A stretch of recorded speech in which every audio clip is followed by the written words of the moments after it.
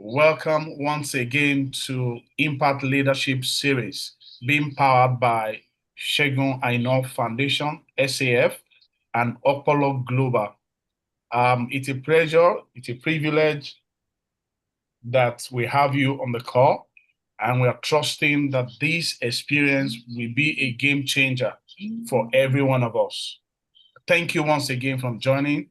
It has been an exciting time, and tonight we have another icon, someone whose life and inspiration could inspire several generations. And it's a great joy for us tonight. So, but before then, it's a privilege to um, allow our chairman, the living legend himself, Dr. Segun Aina, to do the welcome remark. Over to you, sir. Yes, thank you very much, Oluwaseun, for all you do to promote impact leadership and everything that you stand for. Good day, ladies and gentlemen. Particularly, I want to welcome our uh, guest for this edition, Engineer Adeleye Falade. Engineer Adeleye Falade is somebody that is very, very shy of publicity. So I'm sure most people will not have seen him on pages of newspaper or whatever, because he's not somebody who want to broadcast whatever he's doing. But we know people that know him, and when you Google him, you will see that he's one of the few Nigerians that have done tremendously well for this country, that have done tremendously well for the industry that he works in, that is the oil and gas industry. And by the time you read his profile, you will see all his, exploits in Shell, in Brunel LNG, in Nigeria, and everywhere that he has worked for. We thank you very much, Engineer Falade, for accepting to be our guest, to share your experience, to tell you about your story. Because this country needs mentors, needs icons like you that can share your experience. I can say Engineer Falade is an outstanding leader. This is somebody I know extremely well, is an outstanding leader, a distinguished oil and gas expert, not just in Nigeria, but globally. We're just lucky to have him in Nigeria currently because he has traversed over the world. He's an homegrown global icon. And when I mean homegrown, I'm referring to the current debate about Japa and so on and so forth. This is a man who had all his education, who had his got to university level in Nigeria, who started work in Nigeria, but his employers have Japaed him to many parts of the world, and he has used that to also contribute to global oil and gas and energy policies and operations, and of course now back to us in Nigeria, leading the Nigeria LNG, the Nigeria Liquefied Natural Gas company. His life will be a game changer. The story of his life be a game changer to people on this call, whether you are a student, whether you are just a young employee or businessman person, whether you are a manager, or even if you are, a C-suite executive. I'm sure there'll be things that you can benefit that can change our life. We always complain about Nigeria, about our leaders and political leaders. It's not only political leaders that can change, that can give us the kind of Nigeria that we need. Organizations like Jegwana Foundation and Opolo Global are doing that in their own way. Engineer Leye Falade is doing that in so many ways, including what he's doing today. So it is the responsibility of each and every one of us to create the Nigeria that we want through whatever resources that we have, talent and so on and so forth, mentorship, so that we can, in our own little way, contribute to that Nigeria that we are all looking forward to. And Engineer Falade story and the story of his family also speak volumes in terms of how a family that believe in legacy, in things have come up to produce very, very distinguished gentlemen. They generally called the Falade boys. All of them are distinguished professionals in their various fields. Strong believers in Nigeria. It's very, very humble people, but very, very but doing gigantic things. So I don't want to go too deep into the time that we have. I know Engineer Falade is a very, very busy man. For him to even be able to spare the time for us today, I think we really appreciate it and look forward to a wonderful session today. So thank you very much, everyone. And I look forward to learning also during this session. Thank you and welcome, everyone. Thank you, Chairman. I can always call you a living legend. And thank you for creating a platform like this for many generations to take the advantage of it. So let's hit the ground running. Should I call you Uncle Leye or Engineer Falade? So pardon me, I can mix the two together. Yeah, sure. No offense. Awesome. And it's always good if we call you Uncle Leye because we are all looking up to you. And several generations are already asking that tonight is the night we've been waiting for. So first, let's congratulate you. Congratulations once again on your appointment and the leadership that you have taken of NLLG. We've started seeing the impact. We've started seeing the tremendous thing that you are doing. So every one of us on this call, please use your icon and help me to welcome Engineer Leye Falade. Please use the icon, thumbs up, as many thumbs up, as many claps, as many love. So Uncle Leye, I'm sure you can see the accolades coming up. Welcome once again. So there are several questions that have been shared. So I want to hit the ground running. The first one is, we need to know you. So where did you grow up? What single childhood experience or person shaped the foundation of your career and of your character? Okay. Thank you very much. I think let me first of all start by appreciating the Dr. Segun Aina Foundation and the Okpolo Global Initiative for the privilege of having this platform to engage. When that invitation came, I didn't think twice about it. Because I recognize that I'm also a product of conversations like these. So I'm grateful. I'm grateful for the privilege. I'm grateful for the honor. Back to your question. So I grew up in Ibadan,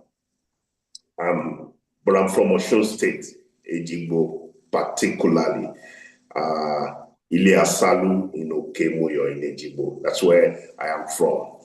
But I was born in Ondo. 3 weeks after I was born, my father then was lecturing at Adeyemi College of Education. He was transferred to Ibadan. And right from that time till I finished my university, I lived in Ibadan. Attended a public primary school. I went to government secondary school, Ibadan. And I also went to University of Ibadan, where I studied electrical electronics engineering, and I graduated the 1994-95 set.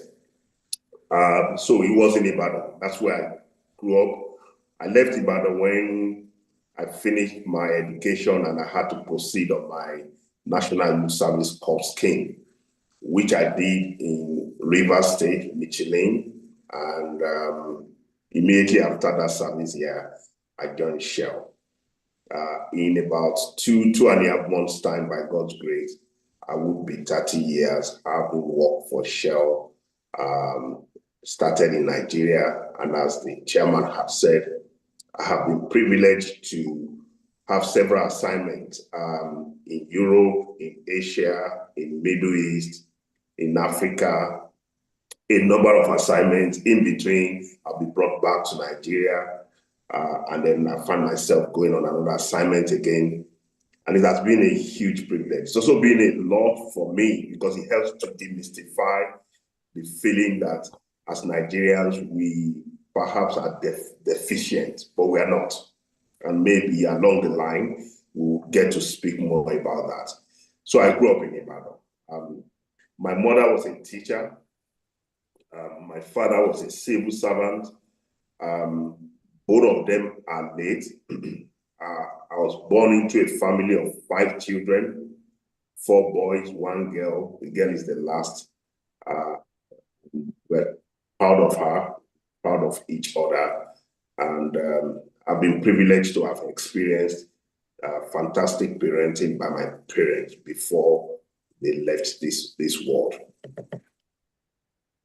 Interesting. So from what you've said, it's really, really significant that your parent has a role. Sorry, Shehu, I'm not sure if that's me or it's at your head. It sounds fake. Is that just me? Is it better now? Yes, it is. Now it's okay. Yeah. I was saying that it's obvious your parents played a significant role in your upbringing.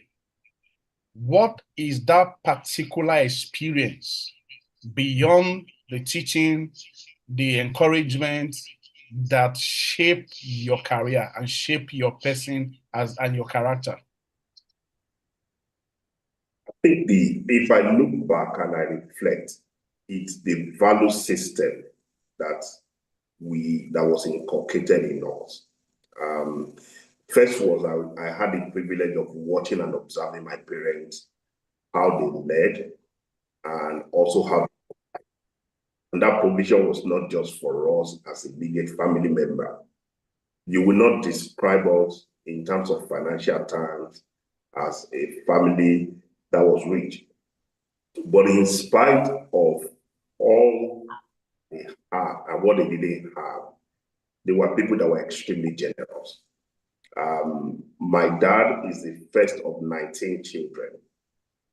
And my mom, she's not the first, but she played a critical role in her own family. And you could see how selfless they were. You would see them looking out for the interest of others. You would see them not regarding anybody as successful except every other person is successful. So all of that, just watching it, having a front seat where I could see that leader, started shaping me as a person. But much more than that were the things that we were being taught. We were taught to be self-reliant. We were taught to be contented. We were taught never to doubt ourselves. I remember that there was one time, I think I was around 11 years old, my father called me and he said to me, never be discouraged in life. I didn't understand what he was saying. I actually tried to probe to find out what he was saying. And he said, from my observation, I've noticed that there are times you do things that are fantastic, that are great. And many times you don't get the recognition that you deserve. He said, but never get discouraged, keep going. And what that taught me was to be self-motivated. Whether somebody is clapping or is not clapping, it doesn't bother me at all. As long as I could satisfy myself that I have done an outstanding job, I will keep moving. They taught us the value of honesty. They taught us to be people that have integrity, and they taught us to be hardworking. I recall that there was a time when in my secondary school, I had a friend then who every holiday he used to travel out of the country. And if he doesn't travel out of the country, his siblings who are out of the country, they will send him canvas shoes and all that. And I didn't know what got into my head one day. This was secondary school. Then we were living in Akpata. I borrowed his canvas and I thought it was cool. I wore it.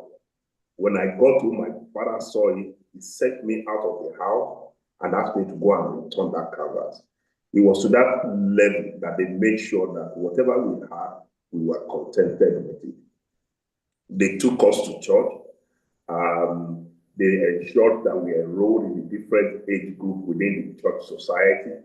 And they ensured that we were nurtured with the word of God. So the foundation that they laid, the value system that they introduced us to, were things that I believe shaped my own journey, shaped my outlook, and also defined what I got involved in and what I did not get involved in. So I saw that at close quarters. but they were actively involved also with us. My father, when he finishes from the office, you can be sure he's coming back home. My mom was his best friend. My mom was very industrious, was a teacher, but she had side hustles that he was doing. We had a farm where we worked on, where we were on holiday. She had a poultry.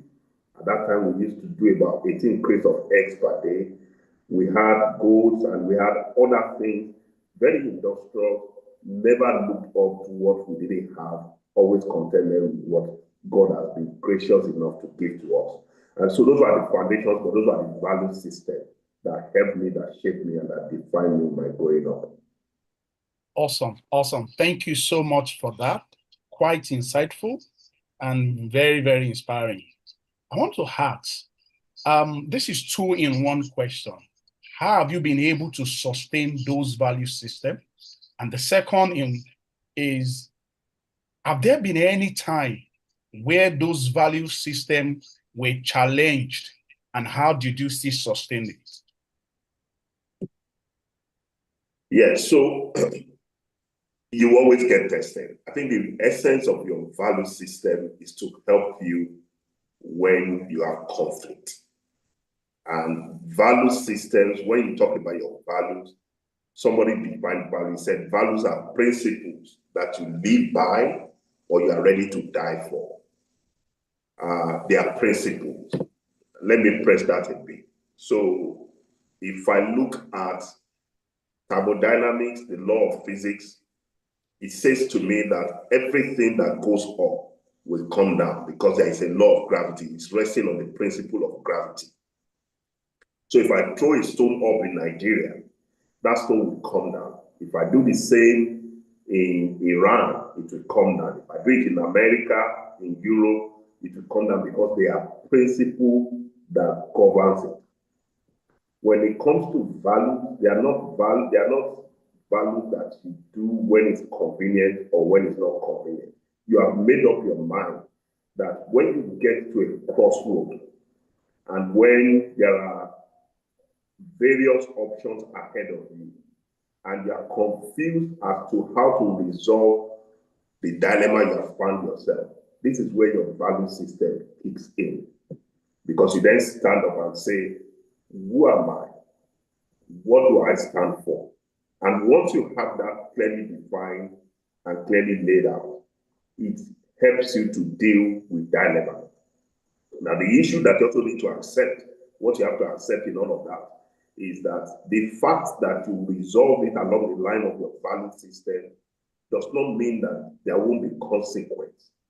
And sometimes those consequences mean that you get punished or you have something that you don't want. But you are okay because you resolved it along the line of your value system. And if you will have to do it again, because it's resting on your value system, you will tell yourself, that's what I will do again. Let me try and explain it a bit more. So one of my value systems is honesty, is integrity. Anything that I have to do that violates this, it's going to be a no-no. Even though I recognize that sometimes when I do it, it attracts an outcome that is not desired. But I'm okay because I have made a choice based on what I have considered as my own value system.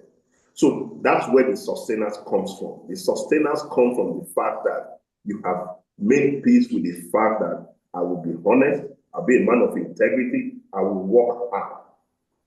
I will show respect for people. I will be loving. Those are not things that I change, like the weather. No, those are things that are core to me. That's why it's a value system. So because of how I have held it, it allows me to be able to continue to evaluate my decisions, my actions against those value systems. And whenever there's a deviation from it, I can correct it, I can adjust. I say, no, this is not you. This is not me. And there are times when you drift.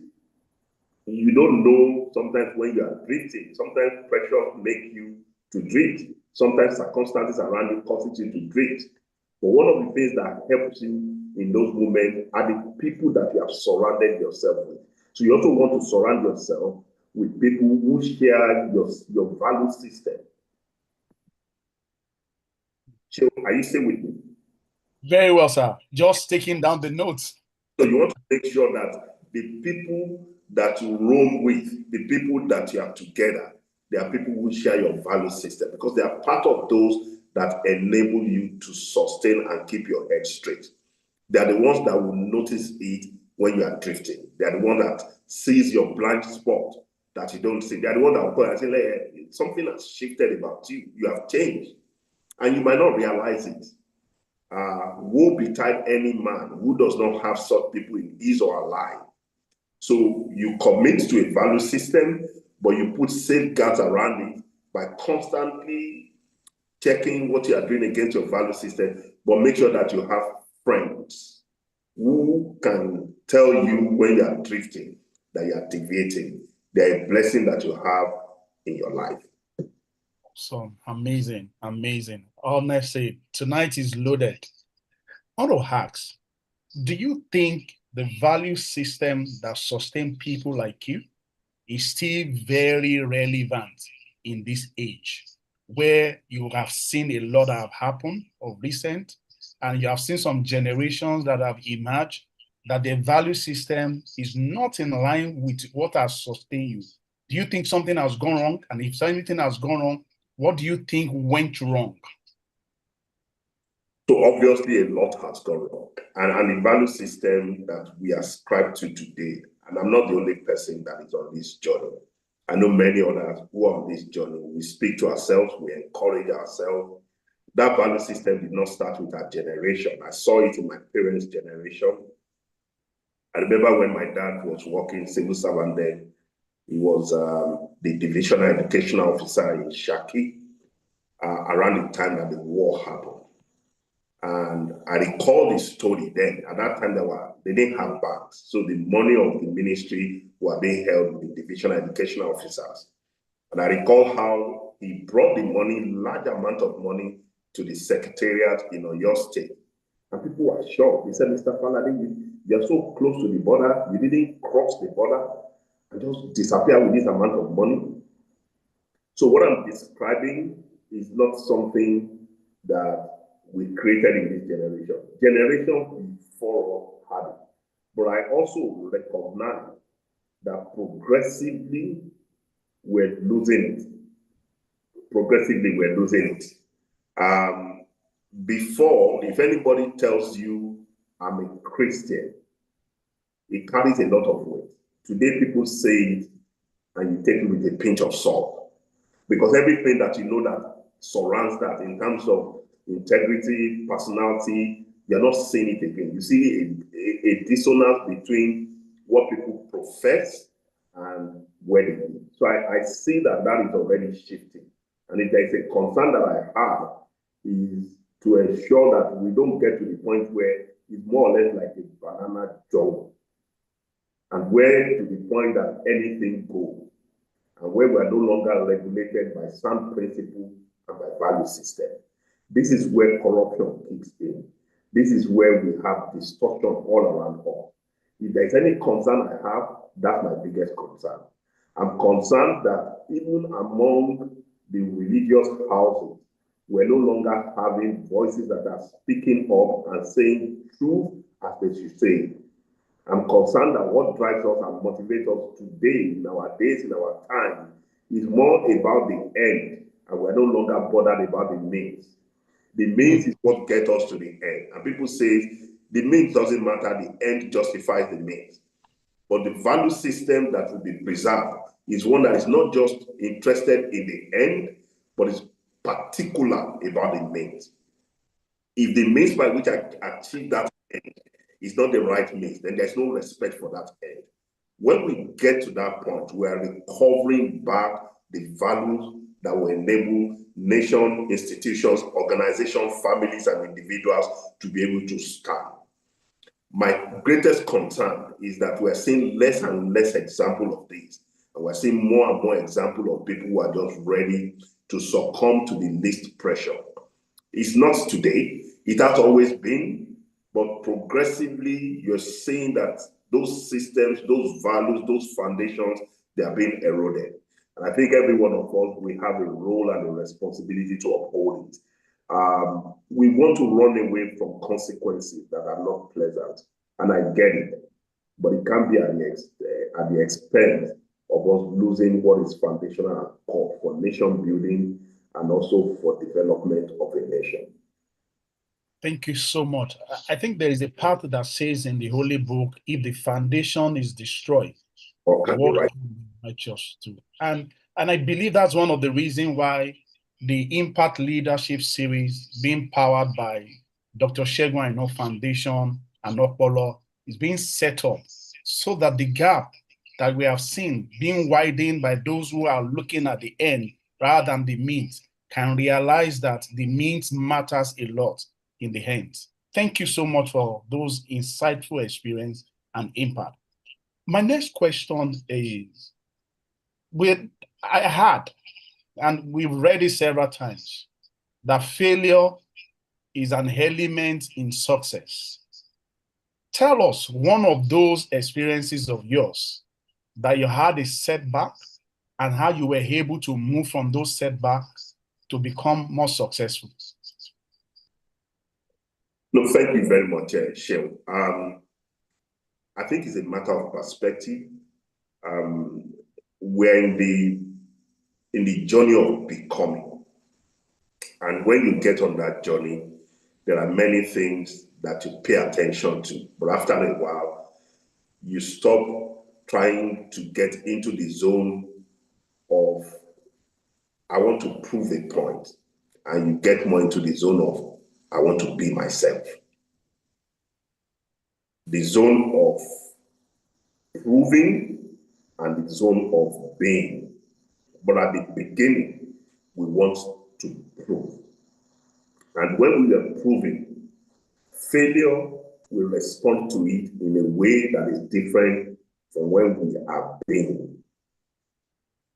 Now, I'm conscious, and we get conscious right from get-go about perception, about impression, about image. I recall when I was in my secondary school then, my mom, my dad, we had a car called a Peugeot 204. And the school that we're in, and the call were coming, mommy was carrying us in the car. And as we were going to pick up my sister, she went to an all-girls secondary school, Queen's School in Ibadan. Something just happened that the car stalled and the car couldn't move. And we had to get out and push it. And I felt so embarrassed getting out in front of all these girls, pushing the car. And I saw some of them looked at me and said, oh my goodness, look at it, look at the canopy and everything. Why was I bothered? Because at that point in time, impression and image was something that I held very dear. I recall I had a relative who said to myself and my brother, he said, you guys, you are not good enough to attend the secondary school that you attended. It was Government College Ibadan. Prior to that time, Government College Ibadan used to admit people who are the best of the best. You will write entrance exam. But as at the time we got in, was a time when there was free education by the Oyo State government. I think it was the Bola Ige at that time. So they accepted everybody. And their assertion was that if not for that, we would not have ended up in a school like that. And they are trying to prove and demonstrate that they are good enough like every other person. I think what I have come to realize, and I said that at the beginning, which my father helped me on, was never to be disappointed in myself. Never to be disappointed in myself. Put in your best, be less bothered about an impression you are trying to create. That will come down the line, but make sure that every day you can answer the question, did you put in your best? And if I can answer that question, I'll be satisfied with the outcome. That outcome might not be the best outcome, but as long as I can demonstrate that the outcome I'm getting, they are an improved version of the previous one, in which case I can see progress, then I don't mind the ridicule that comes along the line. It's a matter of time. Because when I get to the zone of being, it's no longer being conscious of those deficiencies those imperfections, those failures. It is much more of being comfortable even when I fail, because I recognize that in the failure, I will learn. Failure are the best teachers. Many times we don't learn from successes, but it's in those failure moments where you have the opportunity to sit back and reevaluate the assumptions that you have made that were not correct, the things that you missed, and say, let me go back again and let me do it. I'm much more comfortable in that space, recognizing I don't have any point I want to prove to anybody. But it's a journey. I recognize that. At the beginning, it wasn't like that. It was more about proving. But at this stage, that is more about being, I'm satisfied that I put in my best. I left nothing on the table. And when I get into that zone, I'm happy to accept the outcome. Awesome. Awesome. Thank you so much for that. This next one seems to be very, very heavy. We all know the politics that plays in the corporate world. And you have you move across several countries, several leaderships, several opportunities. How were you able to sustain those core values of yours, that despite the strong influence of corporate politics, you still maintain those integrities and also being able to be identified as a potential leader? All right. And So let me answer without losing your soul. Yeah, indeed. So I guess the pressure was not so much on me when I was on my journey of being. And why did I say that? As at the time when I graduated, in fact, before I graduated, getting a job meant a lot. Because before I graduated, I had lost my parents. So you can imagine losing your parents, not sure what the future was going to look like. The fact that I had a job in itself was a big deal. That I didn't have to go to anybody to ask for money to eat was a big deal. So I was content. And it wasn't just that I had a job, I had a dream job. The job that I had, I remember when I got my pay slip, my salary, the tax that I paid in my first month, if my mother had been alive, would have paid her salary for 2 years. So I said to myself, if you don't even promote me, just make sure you don't collect this money from me.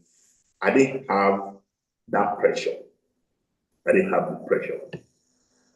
If anything, I had enough to be able to even give to others. What I was content with was being the best of myself. So that's part of the value system that my parents instilled in us. So I would do everything, do it to an excellent standard. And as I kept doing that, doors were opening. But I didn't have the pressure of an ambition that I wanted to go as far as I am today. One of the things that my company used to do for us at that time is every year you're doing your end of year appraisal, they will ask you the question, where do you see yourself in 5 years, in 10 years, at the end of your career? And I know that religiously I feel, but even where I felt I could go based on my own expectation, imagination, today, by the grace of God, I have exceeded it. So I didn't deal with the pressure of an overly ambitious mindset that can make you to start compromising. I wanted to do a good job. I had a job that was enough to put food on the table and would not make me a beggar. And I saw growth in my career. And I think those created in me a personal satisfaction that allowed me to focus on the job. Now, what that did was that it liberated me and allowed me to be able to take a different view when I felt that was the right view, but it's unpopular with what every other person was saying. So I didn't really care about dancing to you, about bootlicking, or what have you. No, I didn't care about that. I just wanted to make sure that I was doing the right thing. But apparently, in all of that, there were people that saw all I was doing, how I was engaging, and felt that I could do more. Between when I joined 30 years ago and now, I think I've done about 14 different jobs within Nigeria and outside of Nigeria. There are only 2 jobs that I ever expressed that I would like to do. Every of the other jobs were the organization felt we needed somebody to go and do this. Then the person who wants to go and do it. I didn't talk to anybody.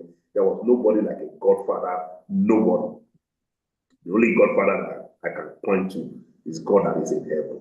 So if you're asking how did I navigate the politics of the boardroom and power, I stayed true to myself.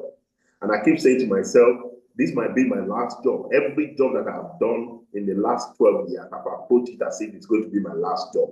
So if you ask me or you force me out, I will not be disappointed because I'm ready for that. If it's going to be on the principle of what I stand for, then that's fine.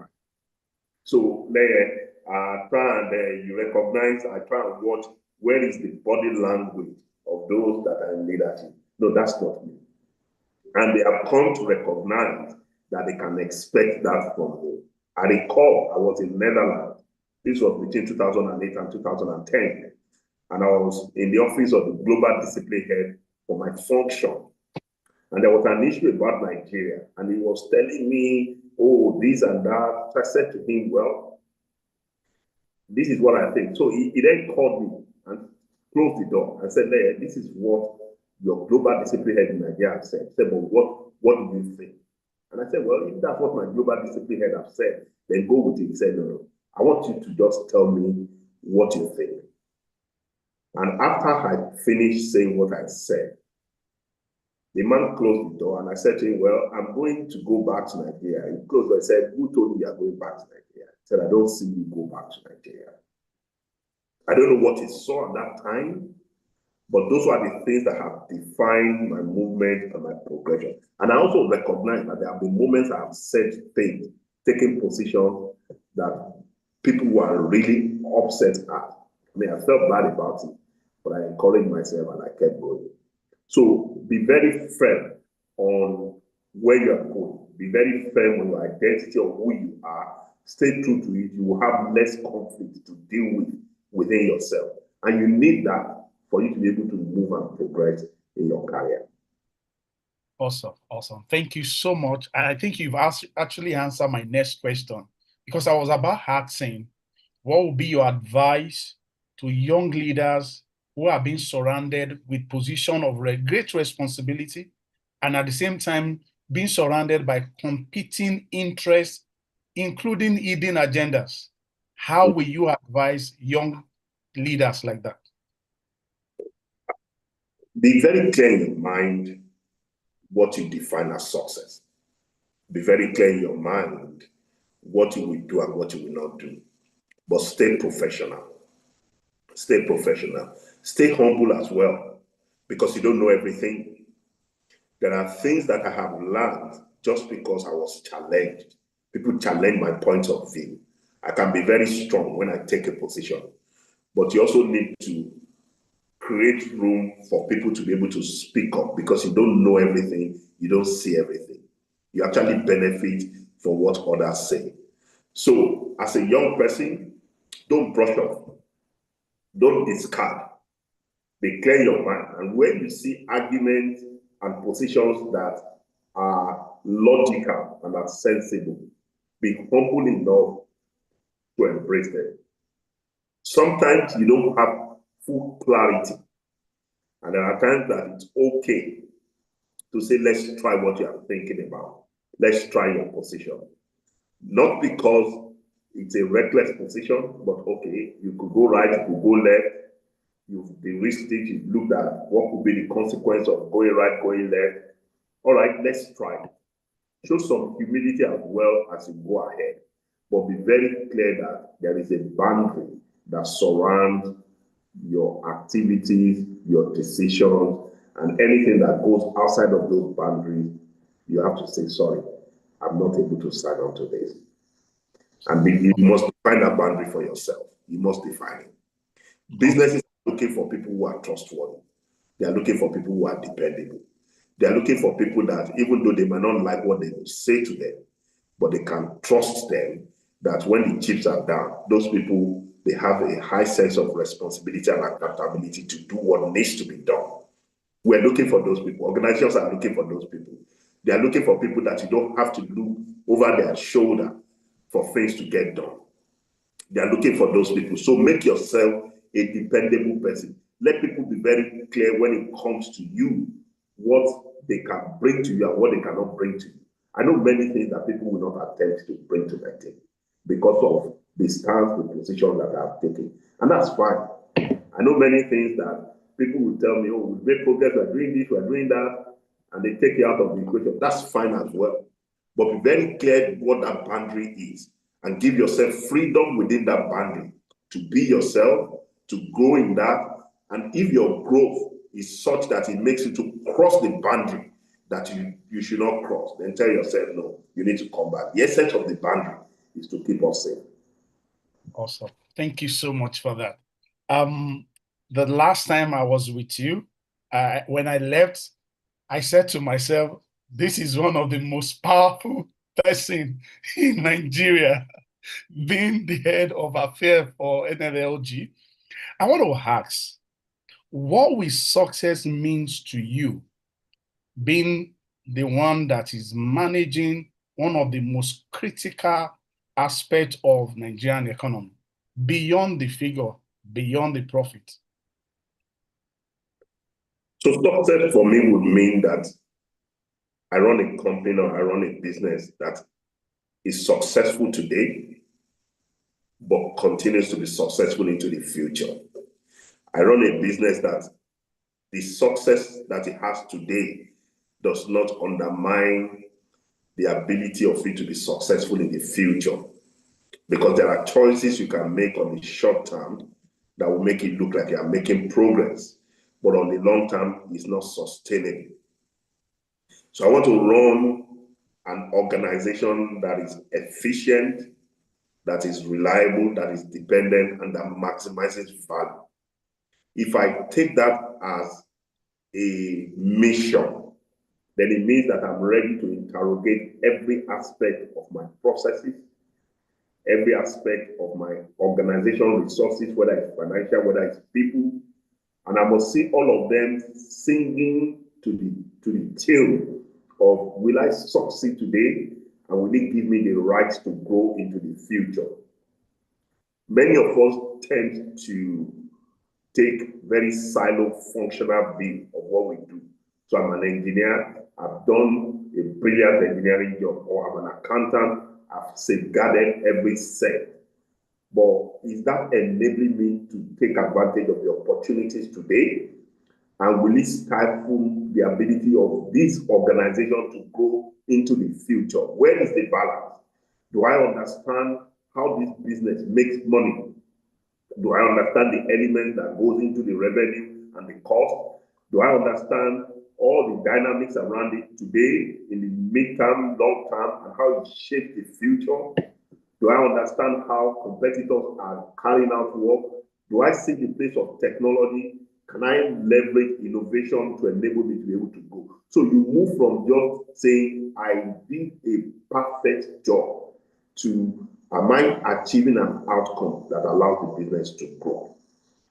Somebody said to me once before, he said, a surgeon came up and said, I performed a perfect surgery, but the baby died. Then what's the essence of that perfect surgery when the baby has died? So I'm looking for an organization that is not only finding its relevance in its existence today, that by the time I exit that organization is on a much more stronger footing to continue to raise the bar going into the future. That for me is what success is. So successful today, thriving today, but also not mortgaging the ability to continue to go and thrive into the future. Awesome. Awesome. Thank you so much for that. This question, probably if you could answer it in less than a minute before we move into the interlude. For those who have questions, you can put them in the question box, and we will take all those questions as far as we can take.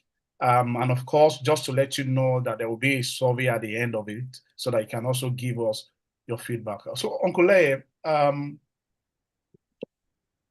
do you think there is a great future for this country, considering what you have seen of the generations that have come after you? If there,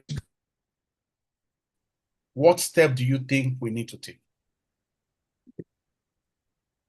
Nigeria, in my view, is perhaps one of the best guarded secrets that we have in the world. The future is great. The future is bright. And it's on the platform of many things. Number one, the resources that we have. And those resources are not just the mineral resources. People, average age in Nigeria today is about 19. If you go to the rest of the world, whether you're in Europe, whether you're in Asia, wherever you might find yourself, you see a dying population. You will see a dying population. Dying because average age is high, but we have a very productive nation in terms of people. But when you then go to the mineral resources as well, God has blessed us abundantly. We also have what is called the Nigerian spirit, which is highly resilient, which in local parlance is a spirit that says no grief for anybody. The things that define others that others step back from, Nigerians will step into it, Nigerians will lean into it, will take it test on, have all the ingredients to allow us to be great. And in the last 2 years, thereabout, if you look at what our macroeconomics is saying, we are headed in the right direction. If we're able to sustain it and move it down to the micro level, we will see an explosion of creativity that is unbelievable. In the last, I think, 10 years, there have been about 8, 9 unicorns that have risen from Africa. 5 of them are from Nigeria. There's hardly anywhere you get to, whether within Nigeria or outside of Nigeria, that you don't just see Nigerians excelling and greatness. So if you ask me, do I see a bright future? The answer is a resounding yes. We can accelerate the rate at which we achieve that greatness if we have the right leadership in place. Leadership at all sectors, whether in the private sector, in the public sector. And it starts from individuals. It starts in the home. If you want to be a great leader, you start with yourself. If you can't lead yourself, you don't have the right to lead any other person. And many times as parents, we've abdicated that responsibility, which we should have had on the kids that are coming out of our home, and we have left them for all sorts of people, images, technology, social media to train them. No wonder they are ending up the way they are ending up. So the price of that greatness is a price that we must be willing to pay. How much time are you investing in yourself, in your children, in those around you? That's what would make us to unlock the greatness that we have. So the potential is there. There is no doubt about that. But what use is a potential if it cannot be converted into real value? The real value requires hard work. Every one of us must be willing to get involved in that hard work. Awesome. Awesome. Thank you so much. Friends, colleagues, please help me celebrate this icon, this wonderful man, a leader. Please, wherever you are, I know some of you are on YouTube streaming it. Can you please help me celebrate Engineer Leye Falade for an amazing, amazing insight. So, Uncle, let me allow you to take water. I will introduce my director, the chairman of Dr. Segun Aina Foundation, who also happens to be the director with Opolo Global, to say one or two things. Then we move to the next phase. And please let your question keep coming in. Uncle Leye is ready to answer all the questions. So please join me tonight. Let me invite Sir Ikem to give us a short brief about Segun Aina Foundation and, of course, Opolo Global. Sir Ikem. Yes, thank you very much, GS. And this has been a very interesting session. I want to appreciate our guest, Dr. Engineer Falade. What you've said so far has been very, very exciting and very thoughtful.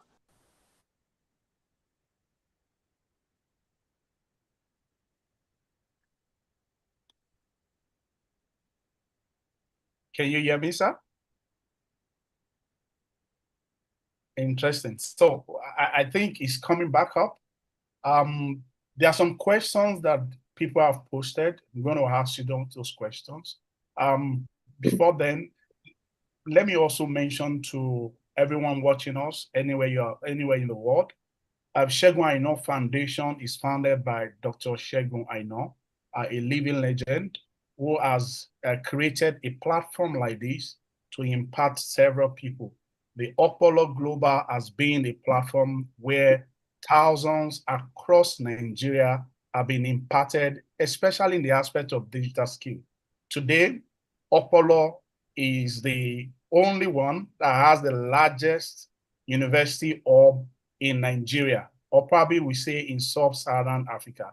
And we have over the years several institutions who have come in supporting the initiative. And we'll be looking forward to organizations that are probably being represented by their top executive on this call to also reach out to Opolo Global and of course Segun Aina Foundation to see how they can be of support, especially in making impact upon the lives of the vulnerable, people in the riverine areas, those who are less privileged, the northern female especially. These are areas that Segun Aina Foundation and Opolo Global is helping to impact lives. So thank you for that. Let's go back to the next phase. There are some questions being shared. One is said by Fakonda. I say you have spoken before about availability, reliability, and utilization of fundamental of operational excellence. As AI itself become increasing commodity, do you think the real competitive advantage will shift from having a better technology to having a better decision connecting live operational data, human judgment, and accountability fast enough to heart? I think this person is talking about what do you think the role of AI will be in the next phase of growth? No, thank you very much for that question. Very interesting question. I say this is a question from an insider. And you have spoken the right language, but let me cut through the chase. Technology is an enabler. Unfortunately, we approach technology these days as if it's a silver bullet. No, it's not. It's an enabler.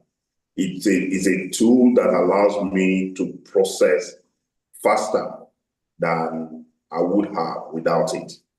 But the fundamentals of how a system works, of how a business runs, must still be there. If I don't have an understanding of those fundamentals, technology will just be a gadget in my hand. But there's a place for technology because it cuts out the processing time. It allows us to be able to quickly get to the heart of things that would have struggled or would have taken a lot of time to do. An example, I was just in US, just came back, and I got exposed to a technology that allows us to be able to do an activity that we would do in less than a day. And that activity typically takes us 28 days to do. That's the power of technology. But you have to do the activity. The activity has to be done.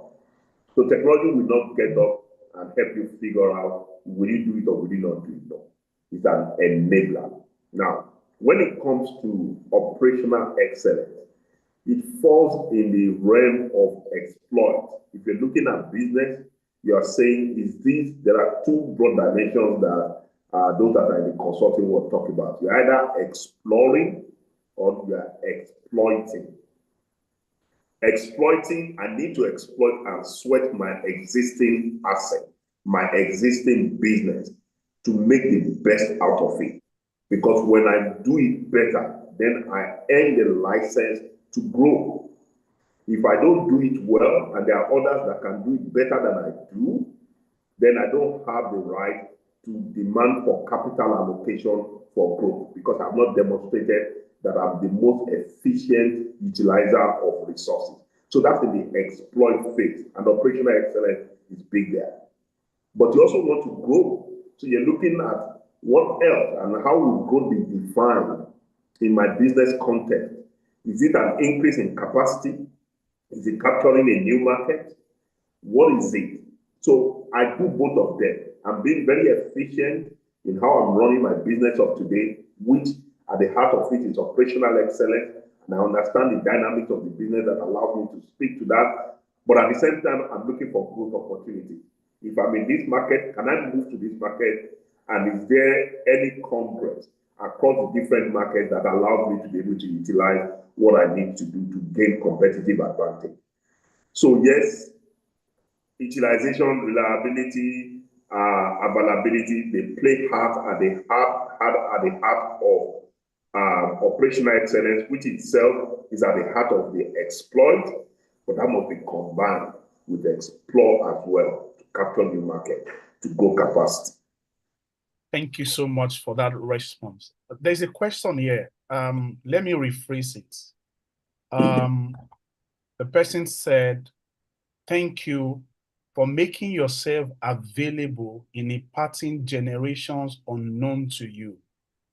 How do you think other leaders like you can also join hands together, despite that these generations after you have failed, but can still help them in order to fulfill their destinies?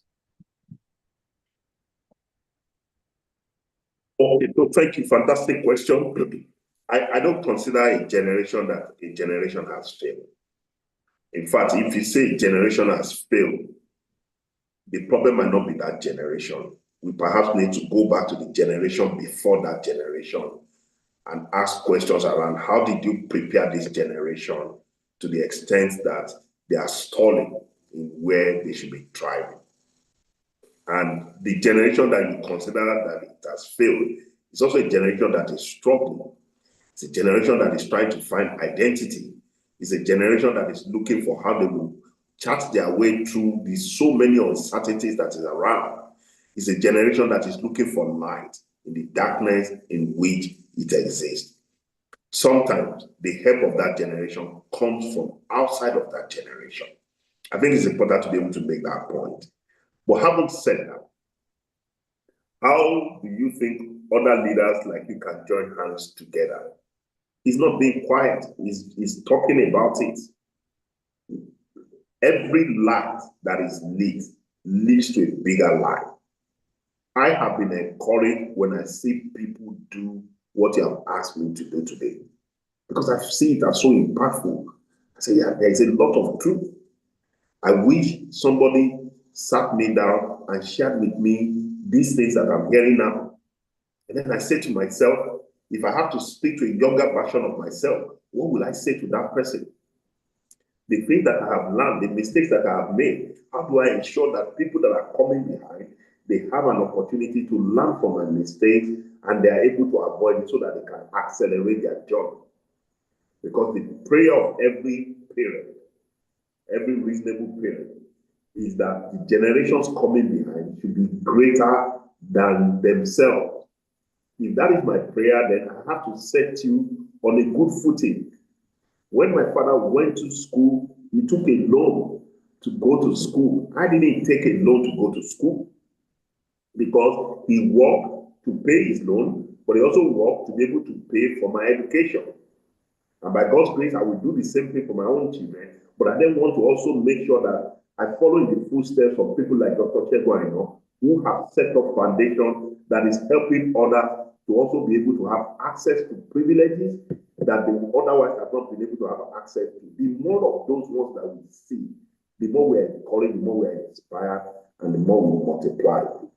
But also, for those of us on the call, I hope that you're thinking of how you're going to pay it forward. Because the opportunity you have today, we didn't have it. Some people have made it possible by paying the price for it. So what are you going to do when it gets to your stage? We just keep having this conversation with ourselves. We keep telling ourselves that life is much more than, yes, I'm okay, my wife is okay, my kids are okay, I ride the best car, I go on the best vacation. If that's how you measure life, then it's a life that is not impactful. The impactful life, they are lives that have left things in people, that they aspire for things that are greater than themselves. And they are not just thinking about themselves, but they are thinking of people much more bigger and larger than themselves. I think this is how we recruit and then we generate momentum in doing this. We will step in. My secondary school that I went to now, the old boys are running the school. They are contributing billions in order to run the school, not because they have any child to go to that school, but it's part of their giving back. And as a result of that, there are many more schools now that are asking the government to hand over those schools to their alma mater back to their old student association because they want to take it back to when they were there. The more of that we see, the more we are building momentum, the more there is, the wave is rising up, and the more others too will start keying in. It will then get to a point that you'll be asking yourself, what am I doing? It might look small, but shine in your corner. When you shine it, you give others the right to be able to shine their own as well. Awesome. Thank you so much for that. Really, really appreciate that.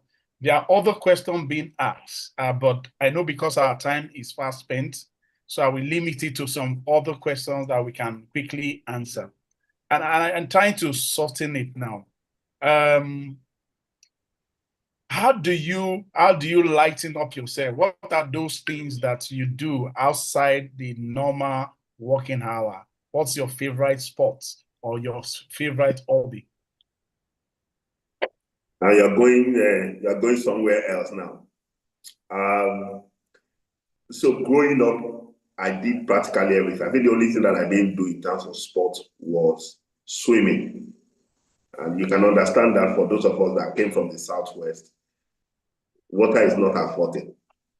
But when it comes to athletics, long distance racing, when it comes to football, hockey, cricket, lawn tennis, I did all of that competitively. I played cricket for my secondary school, captained my school team, captained the Oyo State team, captained my university team, played for the senior national for 6 years before I stopped playing in 2026 years ago. I played football as well, but nowadays I play golf. And I also played golf to an extent where I just felt that I missed my calling. Maybe I would have been another Tiger Woods. So I do a lot of that to just get myself, one, recreating well, so that I can also pay attention to my health. But it gives me the opportunity to connect with people socially and allow us to be able to interact and share thoughts and share ideas. These days, I combine that with taking exercises in the morning. I walk, I move around. I'm involved in capacity building for young people. We also have a foundation that we have set up that we're using to engage young people, provide opportunity for very indigent people to be able to go to school at primary, secondary and university level, and also doing it for vocation. But I'm also actively involved in my church. Actively involved. I teach in the Sunday school. I recently completed a bivocational program certificate in theology from the seminary. So I do have opportunity at times as well to be able to teach the word of God. It gives me fulfillment, it gives me satisfaction. Thank you so much. Should I say Pastor Leye Falade now? No.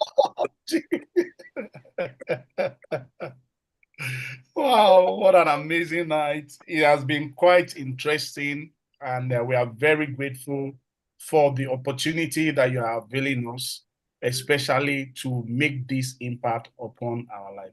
There's a question someone asked. If you didn't go this route or this journey of your career, which other career will have been your alternative career or second preferred career? Actually, this career is not my preference. My preference was to have ended up in the accounting world, in finance, in economics. That's where I felt my strength was. And I struggled after I finished my first year in university. I remember going back home. I wanted to change to economics. He said, no, do a professional course. And he said to me, you're doing very well. If you do one more year, if you still feel like this, then you can change. And I found out now, recent, I've discovered that I get a lot of excitement when we are discussing commercial issues, businesses, finance. So if I'm not in this, that's where you will find me. I will be a commercial person. I'll be a finance person. I love it. And I've seen how that makes a lot of difference. I actually feel that a number of the finance folks they are not remunerated commensurate with, when you look at it relative to what doctors and every other person do. I felt that they are being unfairly treated. But it's not so much about the remuneration, just where my passion would have been. Thank you so much. It's an interesting thing. To be honest, I wasn't expecting you to say finance. Wow. Thank you. There are several questions, but our time is fast spent and we need to stick to time. The last question I will want to ask you, a couple of just retain or retrain or let go. It's like a little puzzle. But before then, I want to ask you, what does leadership means to you? I think 2 words I would use. One, leadership is responsibility. Leadership is responsibility. Leadership is responsibility. But the second one is leadership is influence. It's influence. There is leadership at every level. It's not when you are at the top of an organization that you see yourself as a leader. No. Every one of us practically we're a sandwich. You have people you are accountable to, and you perhaps have people who report into you. There's leadership at every level. And it comes with a body. That body is responsibility. It's that body that helps you to stay focused. It's that body that helps you to recognize it's not so much about you, that others will be impacted by what you do or what you don't do. I'd say to people, kids who are given the opportunity to go and school abroad, and I've had to say this to many of them, especially the firstborn when they are, I say to them, recognize that this is a responsibility. If you mess it up, your parents will not likely send those that are coming behind you. So it's not so much about yourself. Leadership is responsibility. But leadership is also influence. And that influence does not mean, or in that influence, it's not restricted to those that you have the power of control over. So because I'm your boss, then you must do what I say. No. In this world, you will work with many more people that will not report into you, that will not work within your organization, but that you need them in order to achieve the outcome that you want. How do you do that? It's through influence. So you must continue to wrestle with these two. Responsibility, which is the burden, but sharpening your ability to influence. Awesome. Thank you so much for that. So this just whether you will retain the person or you will let go the person. Just a puzzle to round up. It's someone who lacks character but is competent. Will you retrain the person or you will let go? Let go. Why? Character is fundamental. Character is fundamental. Your technical competence can get you to a level. What sustains you, what takes you further is your character. Character is extremely important. If you have a football team and you have a very talented player, but bad character, no coach will keep such a player because it destroys the ambience and the dynamics of the entire team. The first thing you want to look for is character. I can train you, I can invest in you to be more competent. But if you don't have the character, it's a lost cause. I will let it get go. Wow. Thank you so much. So the next question is, someone that is loyal but not producing results, will you retrain the person or you let go of the person? Let go. Reason? The sense of loyalty. It's not a Father Christmas business. You are there for an outcome. So if you are not productive, your loyalty doesn't count. The only loyalty I want from you is to the cause of the business. And that cause, that loyalty will make you productive. So if you are not productive, please go with your loyalty and be loyal somewhere else. Amazing. Thank you so much. So on the final note, what will be your parting words? First to our host, to me, to Dr. Segun Aina Foundation, to Okpolo Global, and of course, I would love to hear the impact that you want to partner with Okpolo Global. Then, of course, to every young people joining us, I just confirmed there are people joining us across 4 continents. So it's a privilege to have you tonight. So over to you, sir. I think the right place to start is to start with Dr. Segun Aina. He's a man that I've admired. And many times I wonder where he gets his strength and energy from. He's practically into everything. I consider him as a blessing to our world, and I'm just grateful. I'm grateful for allowing himself to be used in order to set this up. Because if we don't have this, some of the lives that are being touched by not just this session, previous sessions will not have happened. So I want to thank him that he did not hold back. I don't think it was easy. I don't think it was convenient. But that he still allowed himself at his age, at his time, to still be this much impacting. I want to really, really thank him. And I want to thank you, Segun, and all the people of Okpolo Global Initiative, everybody who continues to sustain the legacy that is leaving behind. We all have ideas, but we also need people. If you don't have people, those ideas are what they are, their ideas. That they find life and expression is because there are people who have come along and who have also taken it and embraced it, and perhaps even taken it beyond our own imagination. So thank you to you all for the amazing job you are doing in curating programs like this, but in enabling people to have access to it. I doubt that every one of us or any one of us will be able to imagine the extent of the influence and the impact that this would have had. But I just wanted to know that this is touching lives and transforming lives. And hopefully that realization and satisfaction enables you to keep going, even when the journey is rough. I look forward to many more opportunities because this, like I said, this is something that I'm passionate about. It's something that if I'm losing my voice, I will find the energy and the microphone to be able to speak so people can hear me. Because I've also benefited from it. I've benefited from seeing people. I've benefited from my parents. I've benefited from the life of my siblings, seeing how gracefully manage themselves. I've been a recipient of that grace.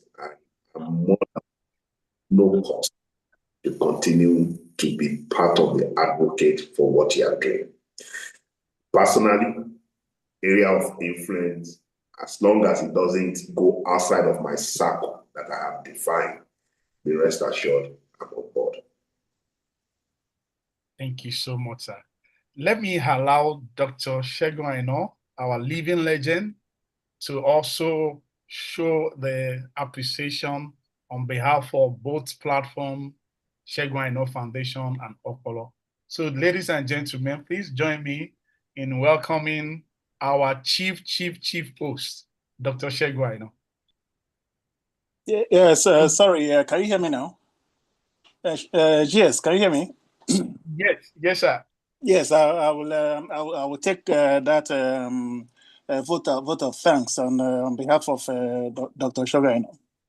And I just want to apologize for the last time. I had a challenge with the connectivity. I want to appreciate Engineer Leye Falade. I mean, you've been exceptional in your responses. Indeed, by the time we pull out all the advice you've provided today, I can assure you that many more people will learn from all that you've imparted, and we hope that this will make far-reaching impact and all the participants and those who are not even here today. So what I will now do is to quickly talk about Shegun Enough Foundation. Then I will still go ahead and pick up one or two things that you highlighted. And I can assure you I'll do that in another 3 minutes. So Shegun Enough Foundation is a not-for-profit organization that was established in 1994 by Dr. Shegun Enough, who spoke to us at the beginning. We exist as an NGO to advance education and youth development. Our programs span across leadership, scholarships, capacity development, youth entrepreneurship, financial empowerment, and digital literacy. You also engage in some level of mentoring at certain levels because some of our sponsors who support our scholarships also take advantage of mentoring opportunities for those people who are being supported in their academic pursuit. So Shegun Enough Foundation continues to seek to equip young Nigerians with knowledge, skills, and opportunities to become self-reliant Nigerians, to become productive citizens, and also contribute to their various communities, as well as for national development. So that's just a bit of what we do at Shegun Enough Foundation. We clocked 30 years last year, and it was supposed to be in 2024, but for counting purposes, it's actually 30th year was last year. So we're in our 31st year right now.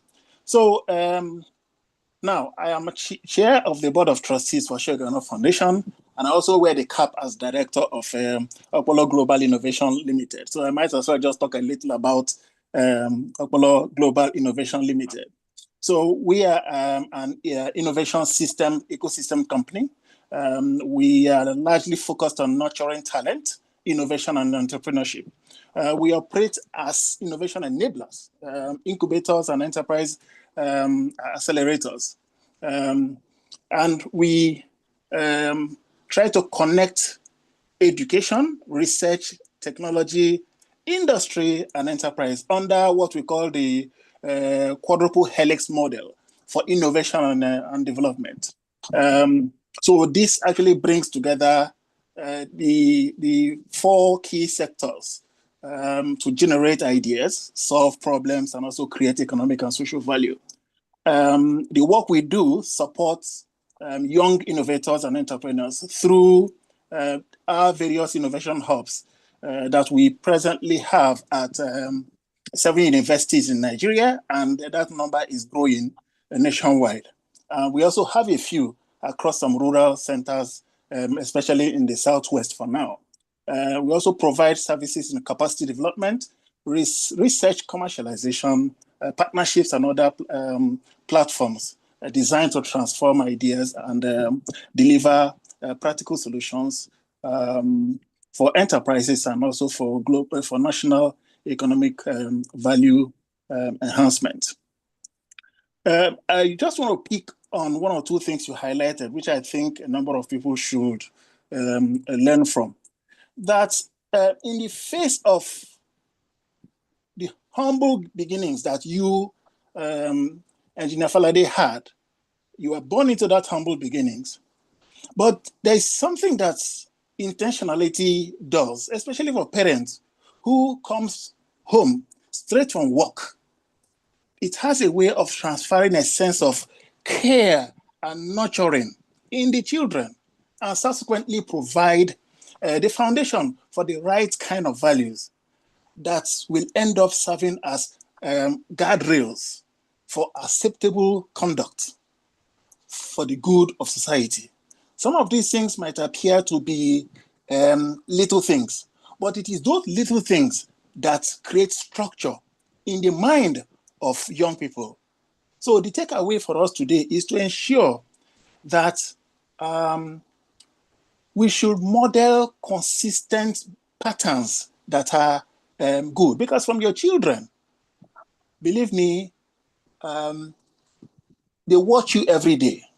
They may not say it, but they see. So if you model good patterns of behavior, that actually becomes some level of leadership that sets standards for them and also serves as good examples that they are going to transfer to those around them. You also mentioned that the wrinkles of life should be taken as a given, that we should seek to put in our best and also accept the outcomes that comes. And that we should also take all these, any kind of shortfalls we encounter, we should take them as lessons learned. We should not be afraid to fail. But the question is, how quickly can we pick up ourselves and move forward and learn from that which has happened to us? The other point you raised is about humility. That we must continue to show humility in our everyday engagement with those around us and to seek to learn from those interactions. That way, we are likely to earn their trust and also it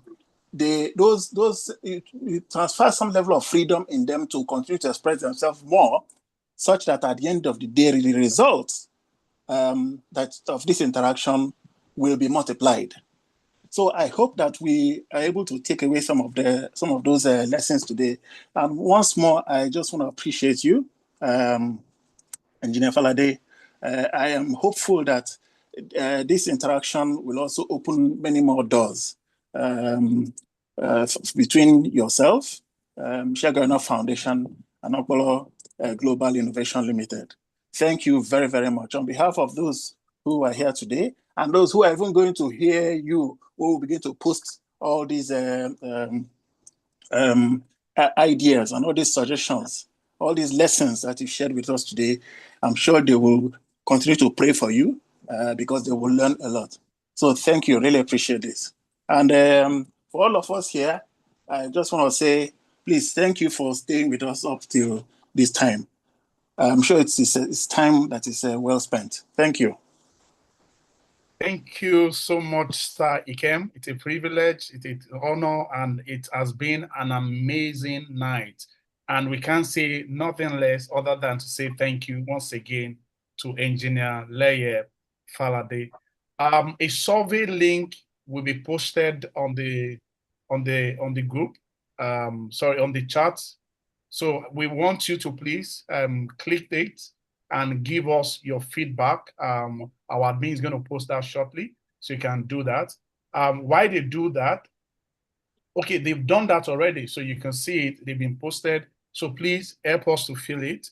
We are happy to announce to you that by the special grace of God, the month of September, we will be bringing one of us, another icon, in the person of Dr. Shegun Ogunsanya, who happens to be the former African MD CEO of Airtel, and now the chairman of Nigerian Sovereign Investment Authority, NSIA, and also chairman of Airtel Africa Foundation, and just appointed recently as a board director for Vodacom. So it's going to be an exciting one. So look out for it in the month of September. And we hope that we can have every one of you on this call and try and share the link, share the poster, share the advert and everything so that all generations can be connected. Thank you so much for your night. It's a privilege. I don't know if the chairman is still on the call. Yes, he is still on the call. It would be nice to have Father's blessing from Dr. Shegun Ainoh. Okay, thank you very much, Shegun, again. And then, of course, I can't thank Adele Falade enough for the nuggets that he has shared with us here today. I've learned a lot, and I continue to learn. and I'm sure everybody on this call have learned, our responsibility is to ensure that the messages shared here are, shared to millions of people from all over the world whose leadership journey, can be modeled or remodeled or assisted or supported with what has been shared here today, because Eleye is not just sharing from his background, from Ibadan, to wherever, but even the global experience, because this is somebody who has transferred the various continents in the world, and there's a lot to learn from him. Thank you very much, Leye Falade. We wish you all the very best.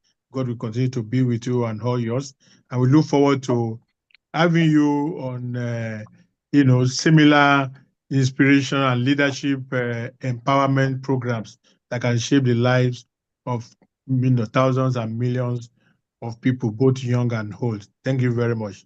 We're really grateful. Thank you, our living legend. God will continue to preserve your life. And thank you so much, Uncle Leye Falade, for an amazing time. And to everyone who joined us across the continent, across the world, we want to say thank you to you. We look forward to have you in the month of September. By the grace of God, we are also trusting that a time will come. We have everyone you desire to have on this platform. Please do have a wonderful weekend. I hope to see you very soon. Cheers, everyone.